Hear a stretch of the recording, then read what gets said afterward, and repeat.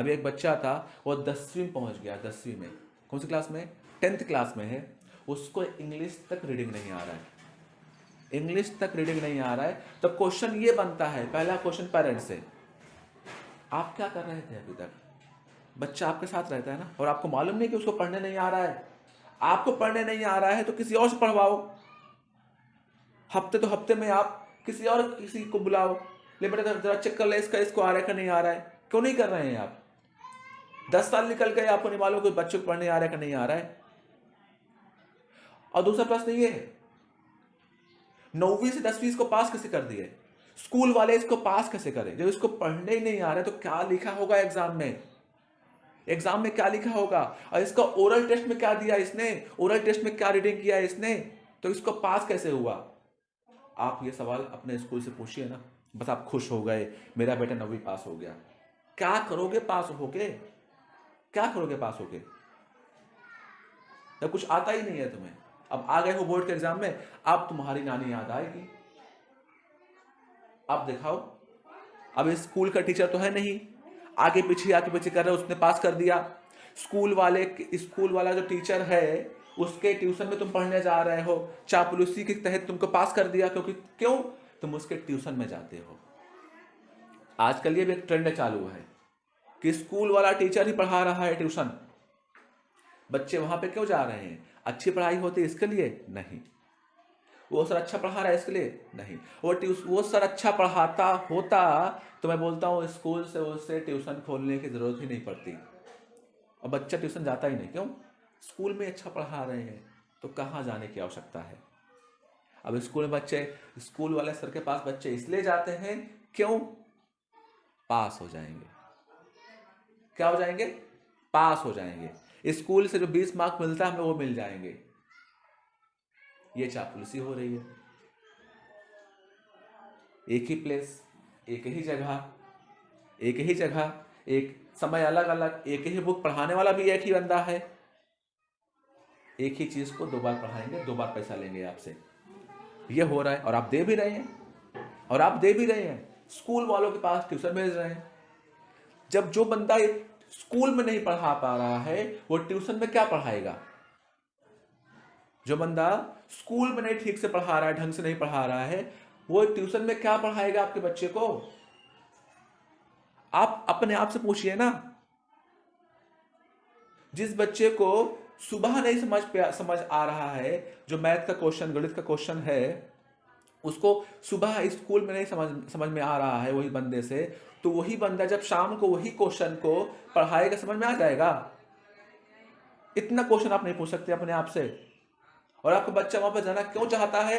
क्योंकि उसके सारे यार दोस्त वहीं पे जा रहे हैं। और फिर क्या बोलते हैं, पढ़ाई अच्छी हो रही है, लास्ट में क्या हो गया, फेल हो गया, लास्ट में क्या हो गया, मार्क्स कम आ गए। तब पूछिए ना उससे, तब समय नहीं रहेगा। पछताए होत का जब चुलिया चुंग गई खेत। अब पछताने से क्या मतलब?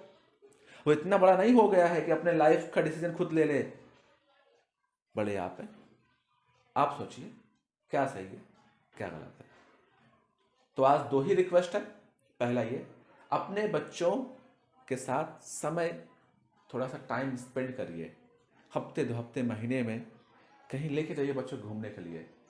रिश्तेदार में नहीं, किसी गार्डन में, किसी बाग बगीचे में उनके साथ समय स्पेंड करिए, उनके अच्छे दोस्त बनिए, उनके पढ़ाई लिखाई के बारे में पूछिए। मारिए नहीं, मारने से प्रॉब्लम का सोल्यूशन नहीं मिलता है। मारिए नहीं।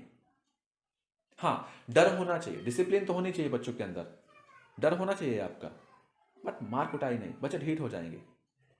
उनकी personal life as well as उनकी प्रोफेशनल लाइफ में क्या चल रहा है ये आपको मालूम होना चाहिए। कुछ बड़ी घटना हो जाए, कुछ भी परेशानी से कुछ मतलब नहीं है, इसलिए बोल रहा हूँ कि आपको मालूमात होने चाहिए। बच्चे आपसे इतने क्लोज रहें, इतने फ्रेंडली रहें कि अपने हर बात आप शेयर करें। इतना बच्चों के क्लोज आइए। पहला रिक्वेस्ट मेरा आपसे ये है। दूसरा रिक्वेस्ट, जो चीज गलत है, गलत के खिलाफ खड़े होने की हिम्मत रखिए। स्कूल में गलत हो रहा है तो उसके खड़े होने की हिम्मत रखिए।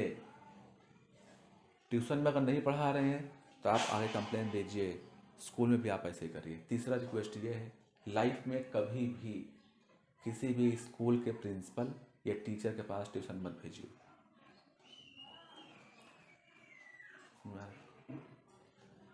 आपके बच्चे दिमागी रूप से हैंडीकैप बन जाएंगे, विकलांग बनेंगे, क्योंकि उसको बिना पढ़ाई किए उसको पेपर मिल जा रहा है एग्जाम से पहले, वही जगह छाप देगा, मार्क्स आ गए, बोर्ड में क्या होगा उसका? फिर बोर्ड में क्या होगा? शेर को बिना शिकार किए अगर मांस खाने को मिल जाए ना, वो शिकार भूल जाएगा अपना, वो शिकार भूल जाएगा। तो क्या शिकार करेगा अभी वो? जंगल में छोड़ेंगे, उसका खुद का शिकार हो जाएगा फिर। इसलिए कह रहा हूं, बच्चे को स्ट्रगल करवाइए, अभाव में रखिए, कमी में रखिए उसको, चीजों को आसानी से मत दीजिए उसको।